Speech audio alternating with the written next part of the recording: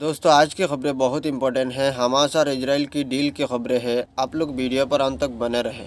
दोस्तों इस रिपोर्ट को बहुत ध्यान से देखिएगा और समझने की कोशिश कीजिएगा।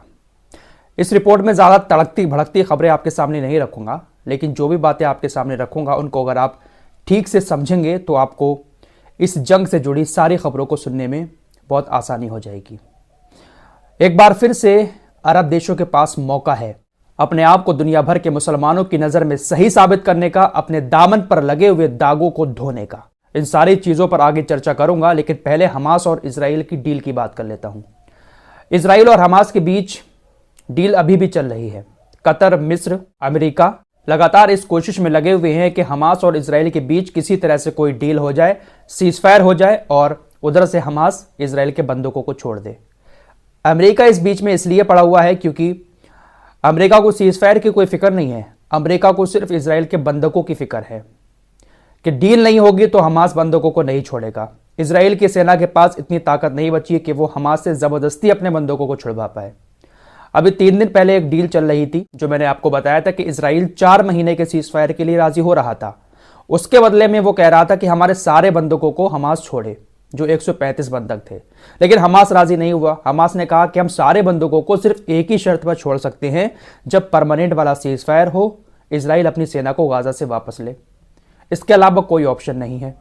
लेकिन अब जो डील चल रही है जिसमें कतर, मिस्र और अमेरिका और मोसाद के जो प्रमुख हैं, ये सब लोग बीच में पड़े हुए हैं। इस डील में ऐसी बातें सामने आ रही हैं कि 6 हफ्ते का सीजफायर हो सकता है, 42 दिन का सीजफायर होगा और इस 42 दिन के सीजफायर में हमास 35 बंधकों को छोड़ने पर राजी हुआ है, सिर्फ 35 बंधक। इसके बदले में इजराइल अपनी जेल से 250 फिलिस्तीनी कैदियों को रिहा करेगा। साथ ही साथ जो मानवीय सहायता है वो अंदर जाएगी। यह डील चल रही है और इस पर हमास राजी हो भी रहा है, नहीं भी हो रहा है। हमास का कहना है कि हमें इस डील की भी गारंटी चाहिए है। कतर, मिस्र और तुर्की के जो अधिकारी इस डील के बीच में हैं, वो हमें गारंटी दें कि इन 6 हफ्तों के सीजफायर के दौरान इजराइल की सेना गाजा के अंदर किसी तरह का कोई हमला नहीं करेगी। गाजा के अंदर जो भी सहायता आनी होगी उसको आराम से आने देगी। क्योंकि जब नवंबर में सीजफायर हुआ था, डील हुई थी, आपको याद होगा, उस डील के दौरान भी इजराइल की सेना गाजा के अंदर हमले कर रही थी। अमेरिका के एक सीनियर ऑफिसर का कहना है कि हम डील के बहुत ज्यादा करीब हैं और बहुत जल्द ये डील फाइनल हो सकती है। वही टाइम्स ऑफ इजराइल ने बताया है कि हमास के एक सीनियर ऑफिसर ने कहा है कि देखिए, हम परमानेंट वाले सीजफायर की डील के लिए ही राजी होंगे, इसके अलावा हम किसी भी डील के लिए राजी नहीं होंगे। तो अभी भी कोई बात क्लियर नहीं है कि यह डील होगी या नहीं होगी, लेकिन कतर, मिस्र और अमेरिका लगातार इस कोशिश में लगे हुए हैं कि कैसे भी करके कोई डील हो जाए। दोस्तों अब चलते हैं UNRWA की तरफ। 3 दिन पहले जब आपको यह खबर मैंने बताई थी तो हो सकता है कि इस खबर को आपने ज्यादा सीरियस नहीं लिया हो। यूनाइटेड नेशंस की जो एजेंसी है UNRWA, इसकी फंडिंग अब 12 देशों ने रोक दी है। इजराइल ने सिर्फ इतना ही दावा किया कि इस एजेंसी के 12 लोग हमास के साथ 7 अक्टूबर के हमले में शामिल थे। 12 देशों ने फंडिंग रोक दी। भले ही आप लोगों ने इस बात को परसों सीरियस ज्यादा ना लिया हो, लेकिन इस बात को सीरियस लेना पड़ेगा। इजराइल अब इस जंग को एक नए मोड़ पर लेकर जाना चाहता है, जहां पर वो लोगों की नजर में अच्छा भी बन जाएगा और गाजा के ऊपर वो कब्जा भी कर लेगा और गाजा के लोगों को बिना हथियारों से ही मार भी देगा।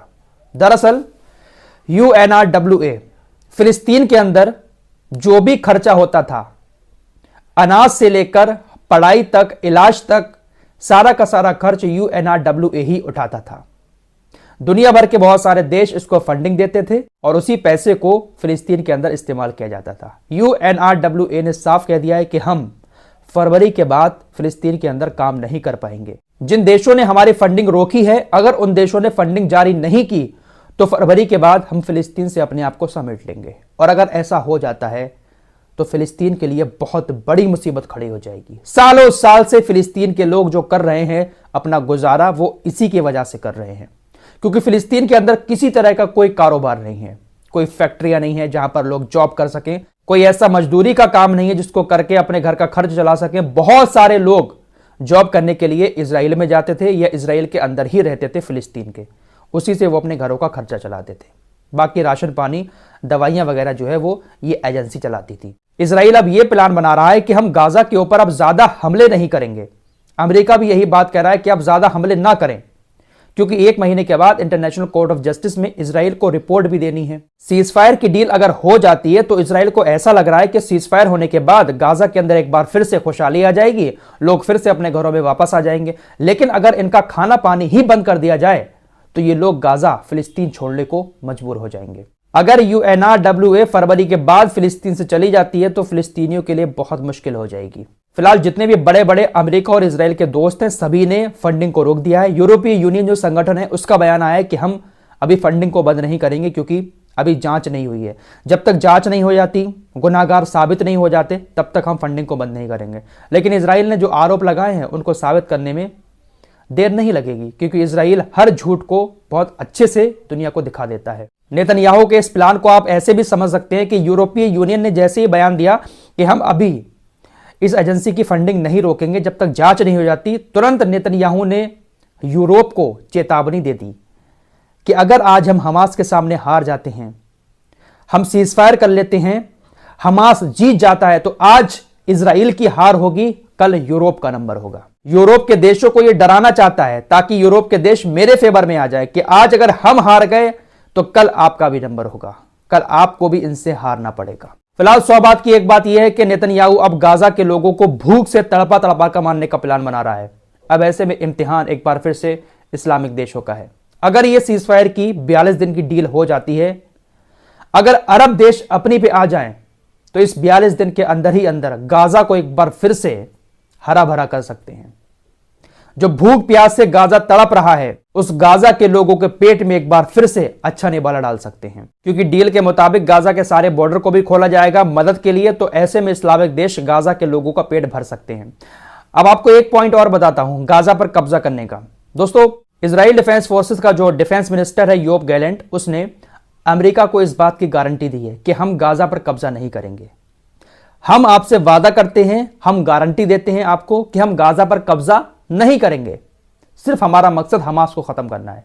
वहीं इजराइल का कट्टरपंथी नेता वेन गेवर, इसको आप लोग जानते ही होंगे, इसके अलावा जो और भी कट्टरपंथी नेता और जो सामाजिक सेवक हैं यहूदियों के, उन सभी ने एक बहुत बड़ा सम्मेलन किया और उस सम्मेलन में इन सभी कट्टरपंथी नेताओं ने कहा कि हमें एक बार फिर से गाजा की तरफ बढ़ना चाहिए, गाजा में यहूदी बस्तियों को बसाना चाहिए और गाजा के लोगों को यहां से भगाना चाहिए। हम सभी को एक बार फिर से पूरी ताकत दिखानी होगी और गाजा में यहूदी बस्तियों को बसाना होगा, गाजा के लोगों को यहां से भगाना होगा। तो एक तरफ इजराइल का डिफेंस मिनिस्टर अमेरिका को गारंटी भी दे रहा है और दूसरी तरफ कुछ और मिनिस्टर जो है वो गाजा में यहूदी बस्तियों को बसाने की बात कर रहे हैं। तो ये क्या कहूं यार, इनके बारे में कुत्ते की दुम कभी सीधी नहीं हो सकती। इन लोगों की बात पर भरोसा करना बेवकूफी ही होगी। फिलहाल ये लोग हथियारों से तो जंग हार चुके हैं, अब ये एक दूसरा माइंड गेम खेल रहे हैं कि गाजा के लोगों को भूख से तड़पा तड़पा कर यहां पर इतना परेशान कर दिया जाए कि ये लोग गाजा छोड़ने पर मजबूर हो जाएं। फिलहाल इस रिपोर्ट में इतना ही। खबरें और भी बहुत सारी हैं जो आपको अगले वीडियो में बताऊंगा। तब तक के लिए अपना ख्याल रखिए। अल्लाह हाफिज़। दोस्तों, हमारे वीडियो पसंद आए तो फॉलो सब्सक्राइब जरूर कीजिए और साथ ही साथ शेयर भी कीजिए। मिलते हैं कुछ अगली खबरों के साथ, तब तक के लिए अपना ख्याल रखें।